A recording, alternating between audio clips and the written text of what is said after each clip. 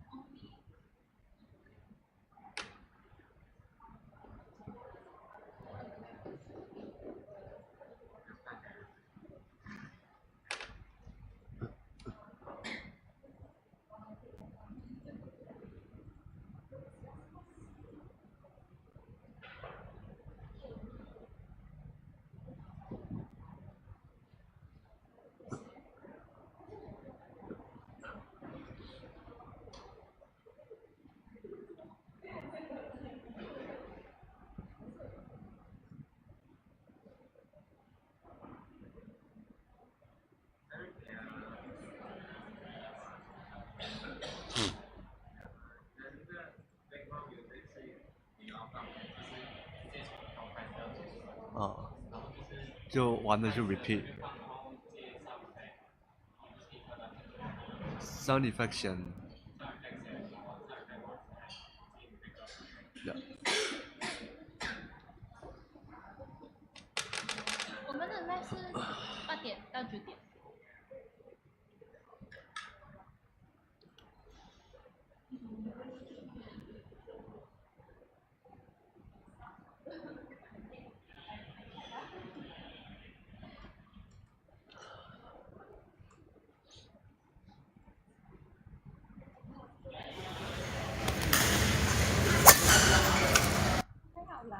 他那个东西。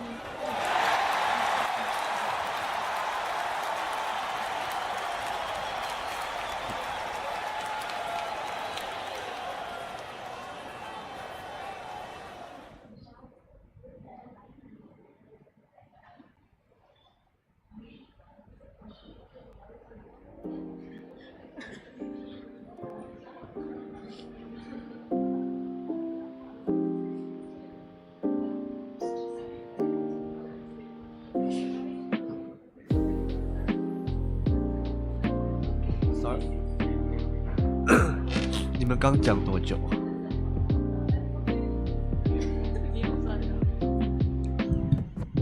开始。Hi everyone and welcome to my podcast. Today I'm going to talk about my personal.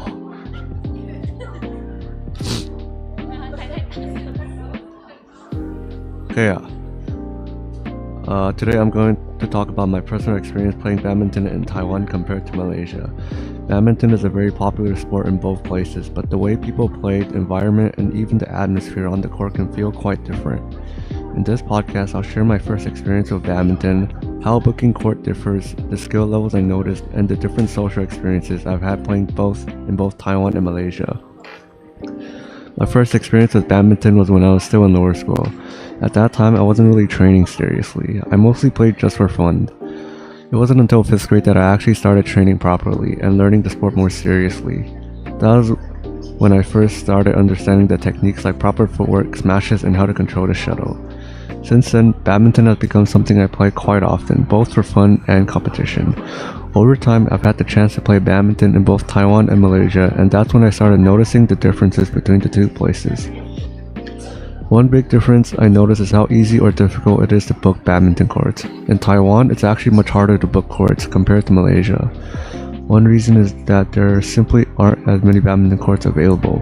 Because of that, courts get fully booked quickly. Another reason is that badminton became even more popular after Taiwan won 2 Olympic gold medals in men's doubles. When that happened, suddenly a lot more people wanted to play badminton, so the demand for courts increased a lot, which made booking even harder. In Malaysia, it feels easier because there are more courts available and badminton facilities are quite common. From my experience, I think both Taiwan and Malaysia have very skilled badminton players. However, I've noticed a small difference. In Taiwan, the people playing badminton are often people who have trained or played seriously before, so the average skill level will sometimes feel higher. In Malaysia, there are a lot more people playing badminton overall, including people who just play casually for fun. So in a way, it sometimes feels like quality over quantity in Taiwan, while Malaysia has a larger number of players overall. But something I also noticed is that many of the older players in Malaysia are extremely skilled. Some of them have been playing for decades, so their experience and control on the court can be really impressive. Another thing I realized through my experience is that playing matches helped me improve more than just training. Training helps you learn techniques, but when you actually play matches, you learn how to react quickly, make decisions, and adapt to different opponents. Playing more games also help you understand strategies, positioning, and how to stay calm during intense rallies. So for me, consistently playing matches have been one of the biggest reasons I've improved in badminton.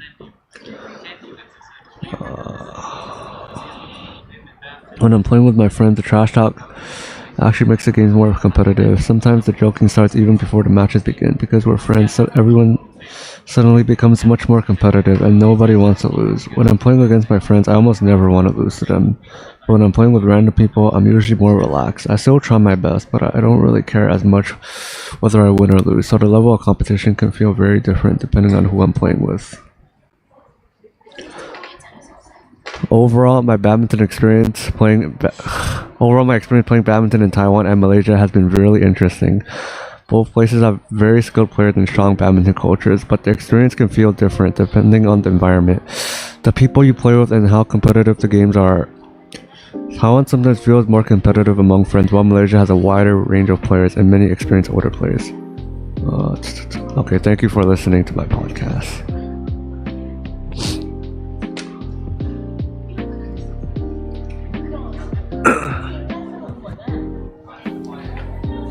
没有，我 skip 了。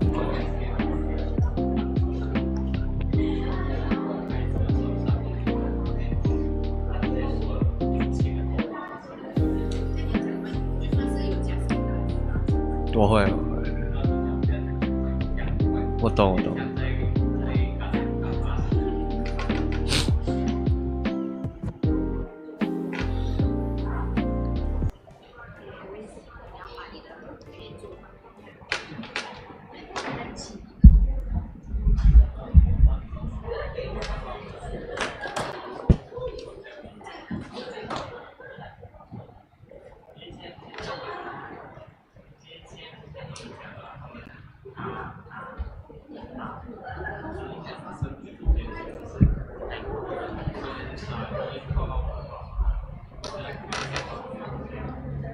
我都会改我的 BGM 会变真的 BGM。如果没有讲话，我当 BGM OK 吧？会吧？因为确实我会觉得有点很 dry。因为我的是一个是 upload music， 就是我讲完的 music， 所以没有讲话。因为我就是会觉得很 dry。我讲完的 music。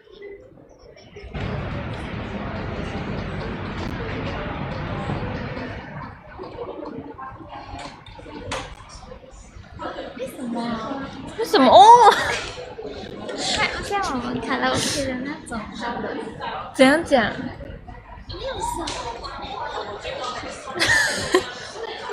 没有声音的。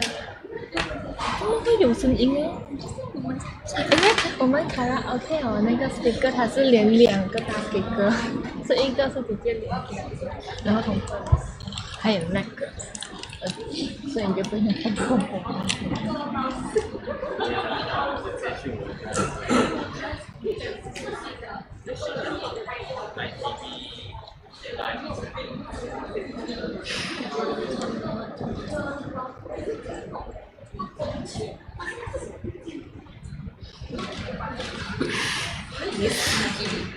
怎么哟？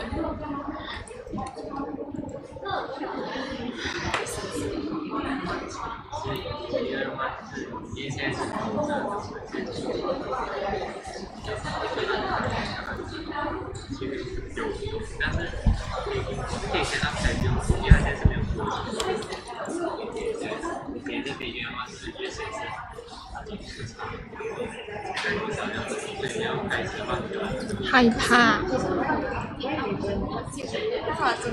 那我星期3会跟他。手会这样。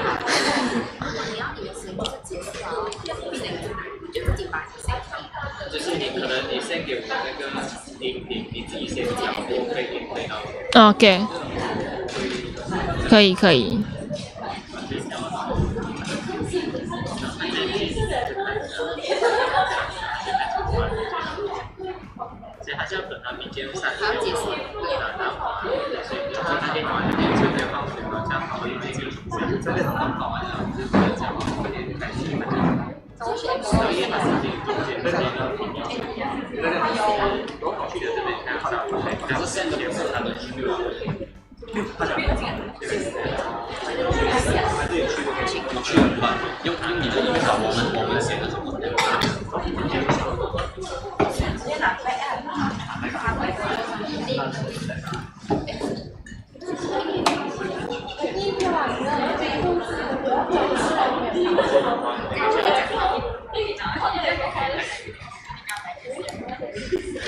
Hi everyone, welcome back to the Only 6 Live Marathon. I'm Yuan and I will be your host for this session.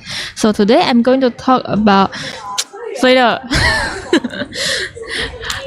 So today I'm going to talk about something a lot of students might relate to between classes and shifts. Here's a very classic question. Do you think study is better or working is better?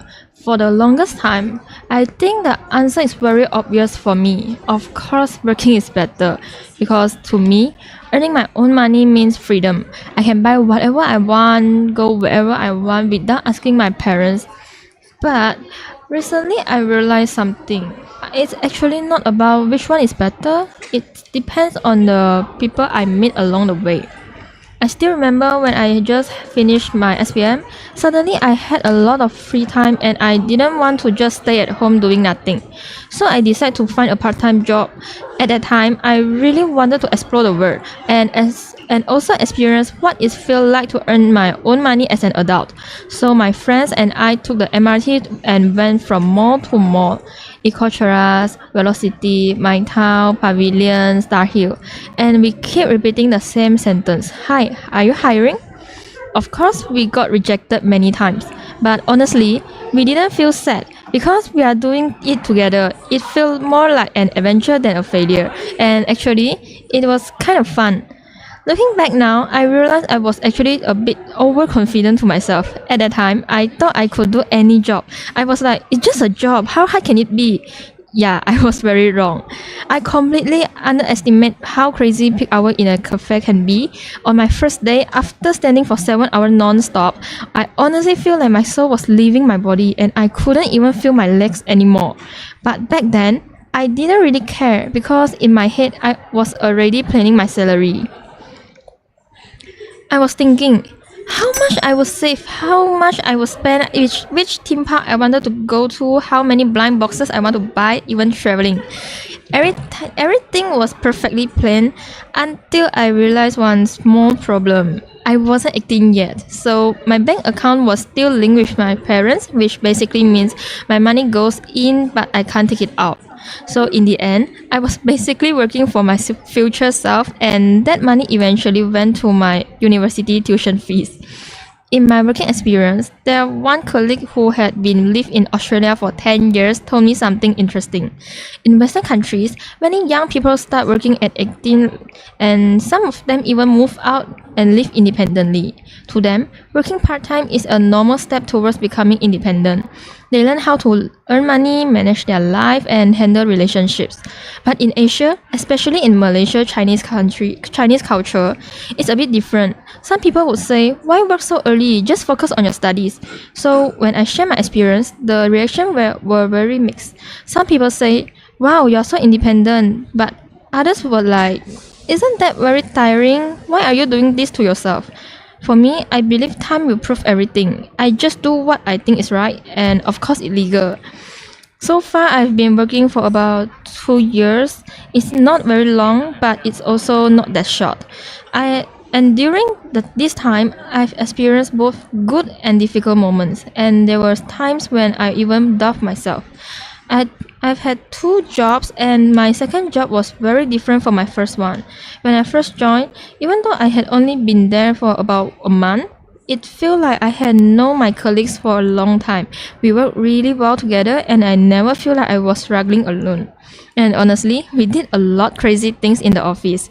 We baked cakes, we turned off the lights and had a dim light dinners. We even did nail arts with our manager.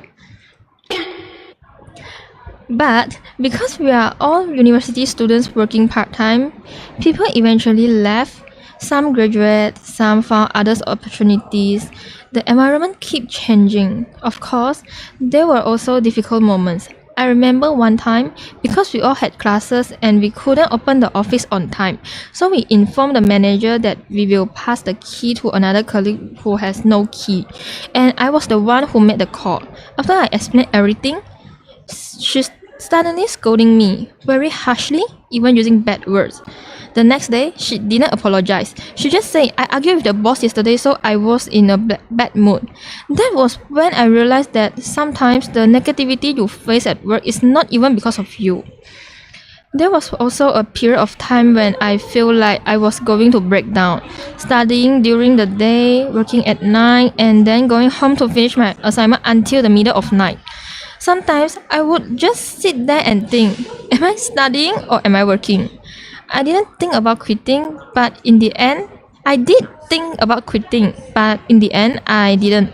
Not because I had any financial problem with my family, but because I really want to try. I want to see if I could actually handle studying and working at the same time. I wanted to know my own limits, and honestly, when I look back now, it actually feels quite satisfying. Through this experience, I get the chances to meet different people, and I slowly realized that I had abilities that I don't even know I had. I used to think I wasn't a very responsible person, but one of my colleagues told me, "You are actually too irresponsible. Don't you feel tired?" And that's really made me stop and think, because that's probably why I always so exhausted. And thanks to that, I learned how to set boundaries and avoid taking on responsibilities that weren't mine. My university friends also helped me a lot. They taught me to look at the things from different perspectives. When I feel overwhelmed by both work and studies, they remind me that this is just a small phase in life. And if I can get through my future self will definitely be proud of me. And that's when I realized something important. Working as a student is very different from working as a full-time adult, because we aren't just dealing with work, we're dealing with studies, stress, our future, and reality all at the same time. And that's why I see this as an analog experience, because there are some things that you just cannot understand by watching videos or reading online. In real life, you can't just mute the things you don't like. You can't just scroll away. You have to face it. Today, I'm not sharing this to scare you about working. Instead, I just want to say, don't be afraid of hardship and don't be afraid to try new things. For me, life will always have ups and downs. Just like a movie, without conflict, without challenges, it wouldn't be interesting. Even though sometimes moments are tiring and messy, but they are real. And I think being real is already worth it. 用多久？OK 哦。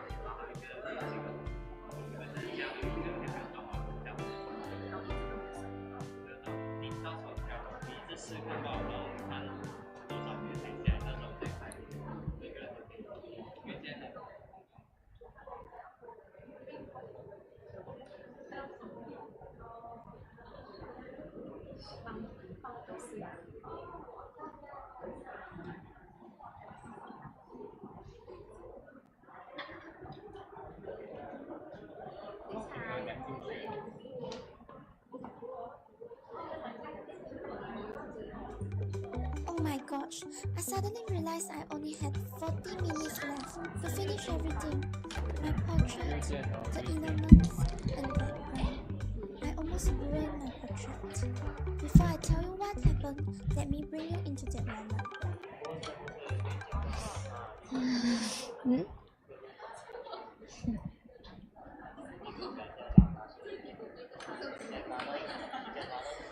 还没有星期三我就紧张了。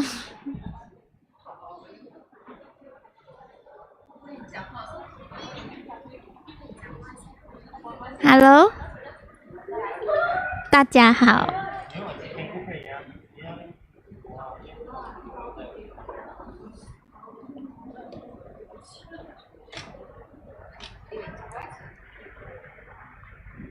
什么 ？Hello。不要讲好了，不好讲长一点的东西，讲自我介绍。You can pause for a moment and imagine you are sitting in an outdoor park, holding a piece of paper, a pencil, and watercolor there. No phone, no screen. 太大了，16太大了，睡到10就好，睡到10就好。6.5，现在6.5啊，现在6.5再讲一次。直播会有延迟，你直播会有延迟的，你不可以。At that moment, you observe your surroundings, the peoples, and everything around you, and you discover something different, something you can't get from digital device. Today, I want to share my analog experience, outdoor activity, drawing, and coloring a portrait.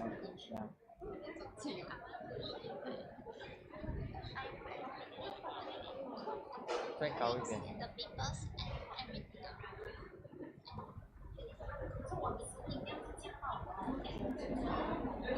我开到1半呢，因为你贴着耳朵吗？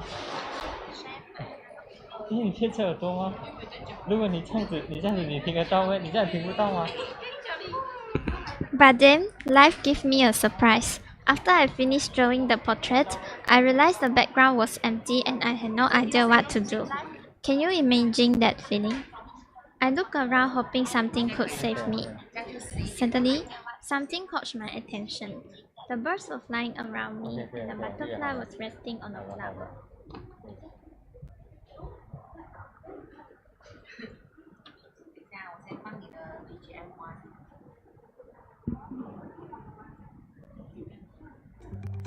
Oh my gosh, I suddenly realized I only had 40 minutes left to finish everything.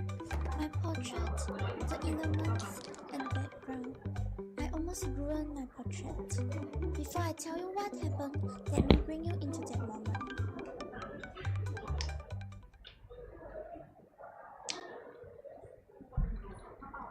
You can pause for a moment and imagine you are sitting in an outdoor park, holding a piece of paper, a pencil, and watercolor there.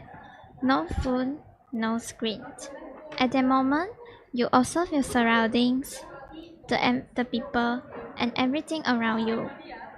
And you discover something different, something you can't get from digital device. Today, I want to share my analog experience, outdoor activity, drawing, and coloring a portrait. Hello everyone, I'm Li Wei. Welcome to my shows When Life Meets Analog. Today, I invite you to put your heart with me to experience real life together. At the time, I was sitting in Taman Merdeka, Johor Bahru. The sunlight touched my face, the wind brushed past me, and leaves slowly fell around me. Here is something I found interesting. Before I started drawing the portrait, I had carefully observed the front view of the person and noticed, wow, the warmth and the beauty in her features. It is not the perfect digital filters, it is about the real color of life that comes from the beauty and warmth between people. The model was my friend who sat in front of me. I carefully observed her facial features, hairstyle, neck, and even her shoulders. Her eyes were gentle, her smile was infectious with two small dimples, and her nose was so adorable. It almost looked like it was saying hello to me. I found her unique glow, her eyes. Her eyes were so charming that no digital filter could replicate. Have you ever noticed these little details in your real life? She kept giving me funny pose and winks. We couldn't stop laughing, but I had to focus on my drawing first. So I had to stop her and said, "Hey, please stop laughing. I want to draw you." I took out my pencil and started to draw. This is what analog living about. Slowing down, observing, and enjoying the work. Firstly, I softly drew the outlines and added her facial features. Wow, I really felt her beauty. For her hair, I added small hair strands to show the movement of the wind. Then, I focused on how sunlight felt on the skin and shaped the outlines of the neck and shoulder to make them look real. I wasn't just drawing, I'm capturing life. But then, life gave me a surprise. After I finished drawing the portrait, I realized the background was empty and I had no idea what to do. Can you imagine that feeling? I looked around hoping something could save me. Suddenly, something caught my attention. The birds were flying around and a butterfly was resting on a flower. And I thought, wow, The inspiration came. I added them into my background so it wouldn't look empty. This unexpected outdoor inspiration were part of what made animal experience so special. Each small element connected with the real world and made the portrait feel alive. Feel alive. I painted the portrait using watercolors. I felt like I was a makeup artist when I was painting the portrait. Oh, then the worst part happened. I mixed red and white for the blush, but I put too much. Oh no, she looked like a tomato. When I was adding blush to her both cheeks, I made a mistake. Actually, I want to mix red and white to create a soft red. When I applied it on her cheeks, it looked too dark and didn't match the light and shadow on her face. I realized I didn't control the ratio well and didn't match the light and shadow on her face. I was so panicked at the moment because there was no control there. So I adjusted it into the lighter pink and white tones. Then I blended it with the darker red that I have already applied on the cheek, so the blush had both light and shadow. The moment taught me something. Analog living doesn't give you undo, but it teaches me how to fix mistakes. After that, I continued to paint the neck and the outlines of the shoulder. I used light and dark tones to make the value contrast so it would be more natural. I mixed the beige with a little black to create a darker beige for the bone structure. Slowly, the portrait became more alive, more real. Oh my goodness. After I finished painting the portrait, I had only 40 minutes to finish the background and small elements like birds, flower, and butterfly. I was so sensual during those 40 minutes. Of course, real life is like a wave and does not always go smoothly. A small episode happened when I was preparing to paint. When I went to get water for painting, boom, a competitor crashed into someone and accidentally splashed the water paint onto me. Oh no, I was shocked. My apron and my shirt. But it is okay, I was not badly hurt. Then I saw her, she had fallen on the ground. Because of this small incident, it took me some time. I started to panic. What if I couldn't finish? That is the analog lessons. In real life, things get messy. You just have to face it calmly. Finally, I finished. I felt a huge sense of relief. It felt like a heavy stone dropped from my body. I couldn't even sleep well before the competition. In short, whether I won or not, I completed it with my own effort. My friends joked that I looked like a renovation worker, carrying so many tools when I came to the competition. So I asked myself, was I a painter, a makeup artist, or a renovation worker? What do you think? I think I mix color on my palette like a palette like a painter. I added blush to her both cheeks, a soft red for her lips, shadow under her eyes, define her eyebrows, and shade the nose using darker and lighter tones to make it three-dimensional. Honestly, I truly felt like a makeup artist and I was renovating a face. I found it interesting. That is something that digital device can't give me, a sense of reality. Remember those last 40 minutes? Wow, I remember the last 40 minutes were really chasing me. I had to finish the backgrounds and the elements. I struggled with the suitable colors of them. I was scared that my immediate decision could destroy my portrait. I could not press the undo button after I colored it. At the same time, it really challenged me to use my techniques to work faster and make my portraits as perfect as possible. I felt the pressure was so real because this is an analog experience and every choice matters. This really makes me connect deeply with analog living. I realize analog living is not about being perfect. It is about embracing imperfection and experiencing every moment. You might be wondering why I had this analog experience. Well, this opportunity came from my art class. We could choose black and white or full color. For me, I chose full color because I wanted to bring the portraits to life with vibrant color. And in the end, I think I really did it. I won the Excellence Award. Of course, I was happy and it motivated me. But the biggest reward wasn't the prize. It was the experience.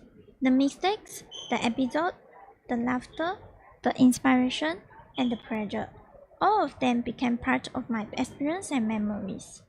This analog experience made me realize that the sense of real life is not given by digital device. This was more than a competition. It became a meaningful collection of memories and stories, making the analog experience so unique and interesting. Now, this activity has become part of my daily task and routine. So, I encourage all of you to pick up a pencil, paper, colors, and also the world around you. It doesn't matter what you draw and paint, it will always bring you surprise and discovery. Thank you for slowing down with me today and experiencing this beautiful analog living with me. Don't wait, go and find your own analog experience. Thank you for listening. 讲完了。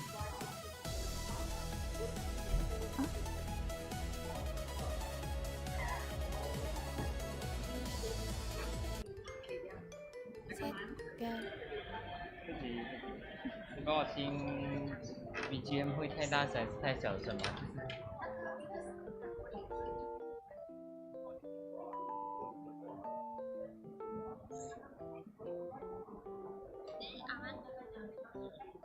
？Life give me a surprise.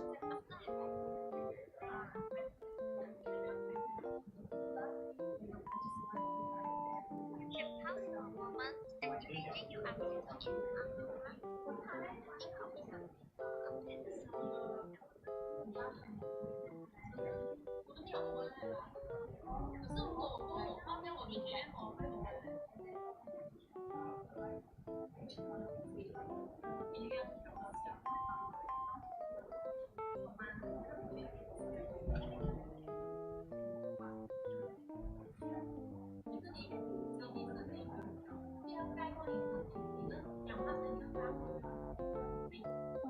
就是我们自己 edit 那个 BGM 的音量。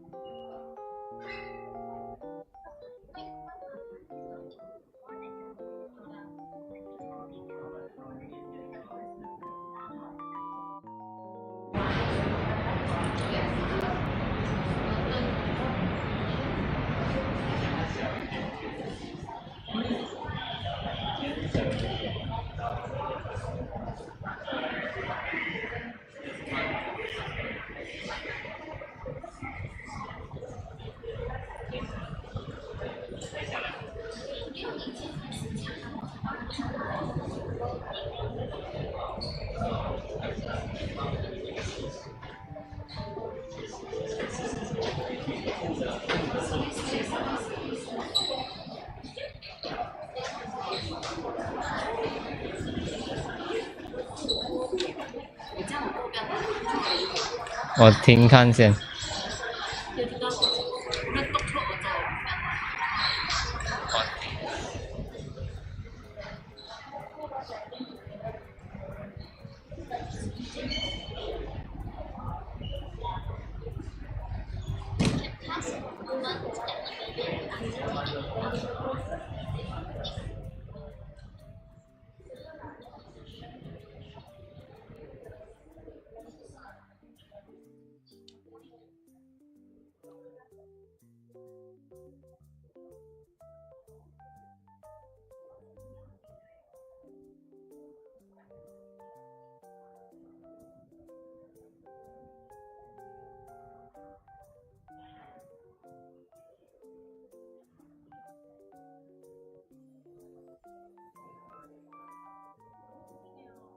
有，都没有。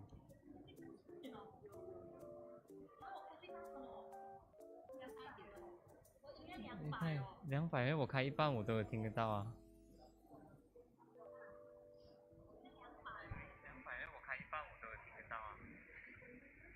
那就大一点点啊，大一点点咯。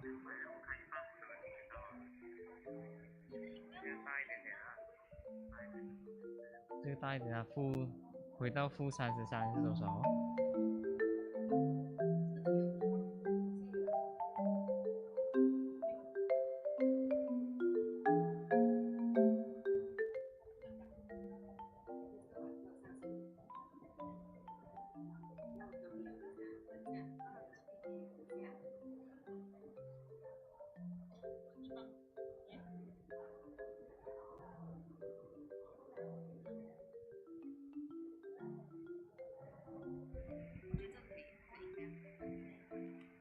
？35还是35？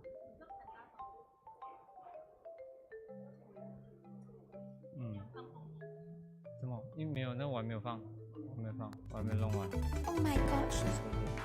对呀、对呀、一开就有啊。对。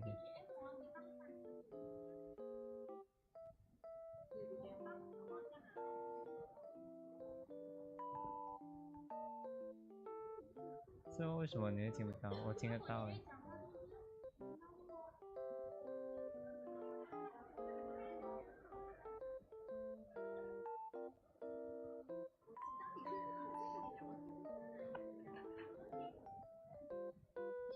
听得到，那就从头再来哦，从 opening 那边开始放。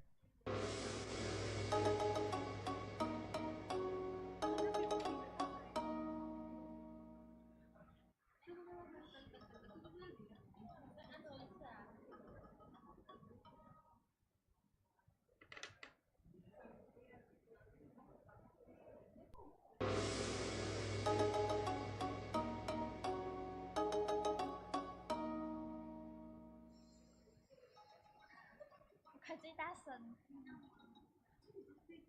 我听得到啊，你开最大声呢？就你们全部最大声是降小声啊。我最大声。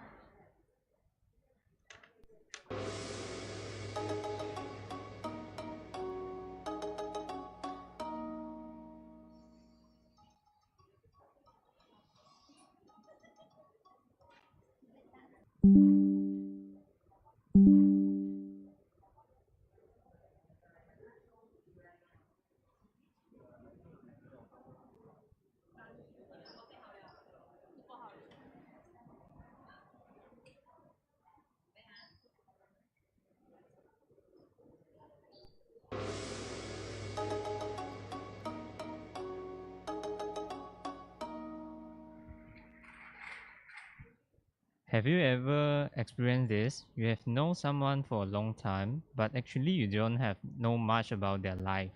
Hello everyone, I'm JJ. In today's live streams, I want to share a somewhat special experience with you. As a Chinese person, this is my first time experience of doing Ramadan, the Muslim month of fasting. said Bear. Actually, this story doesn't begin with the culture, but with a person. I have a friend whom I have known for about 2 years. She's she's of mixed race and a Muslim. I always know that she has certain custom, culture, norms, and even lifestyle to follow. For example, she can't eat certain food. She has to pray at specific times, and every year she observes Ramadan.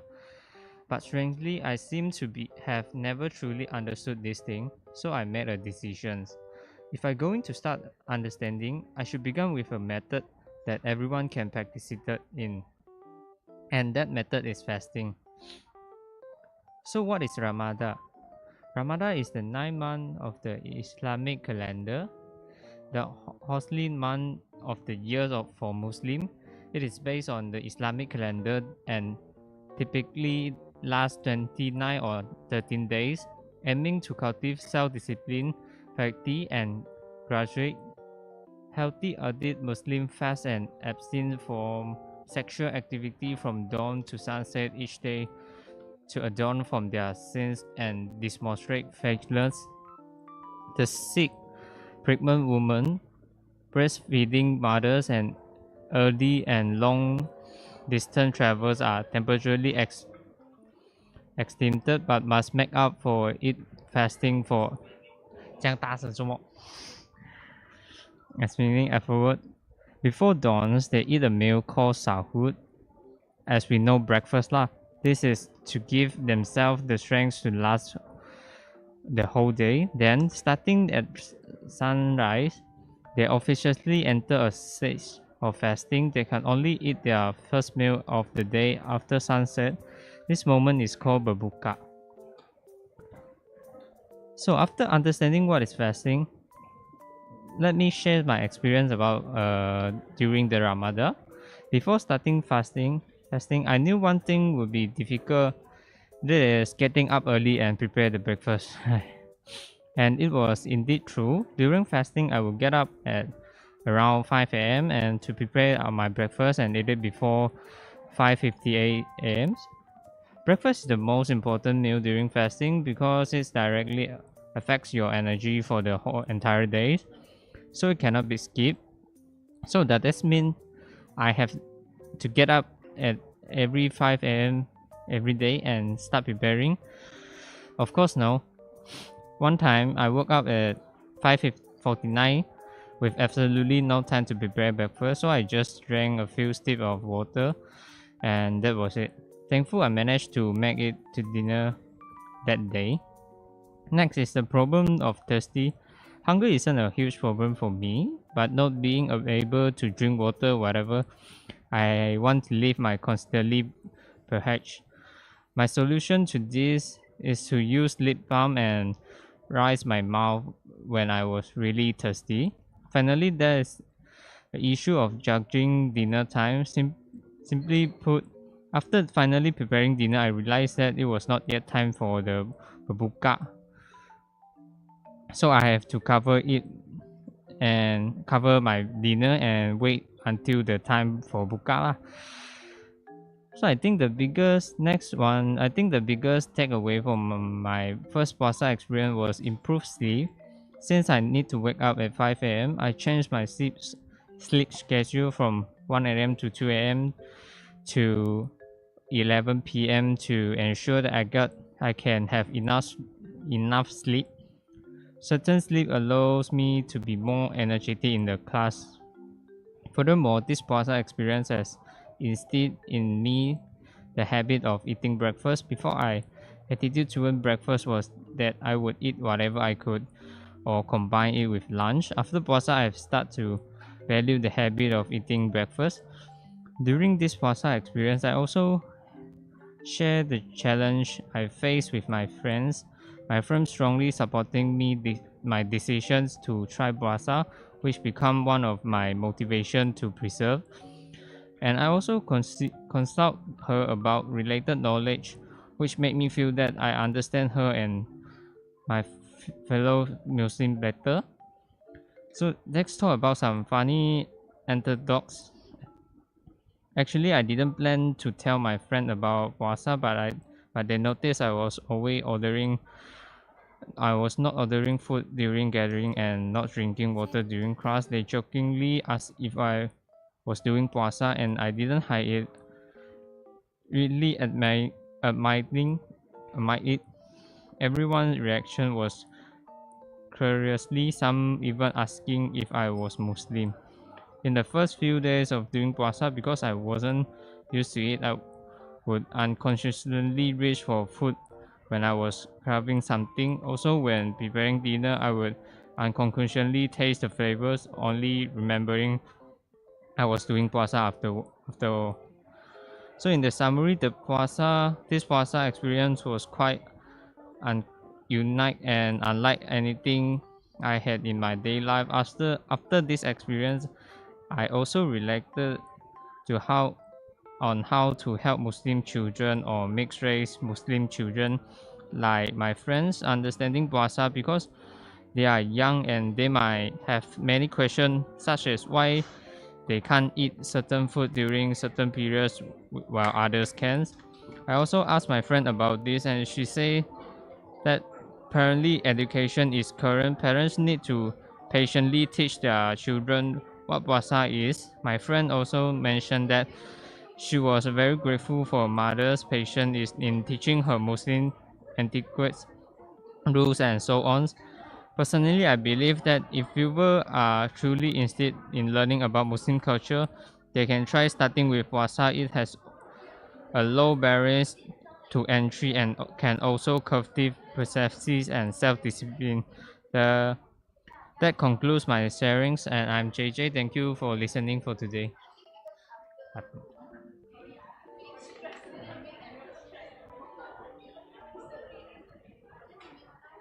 我懂，我会再改。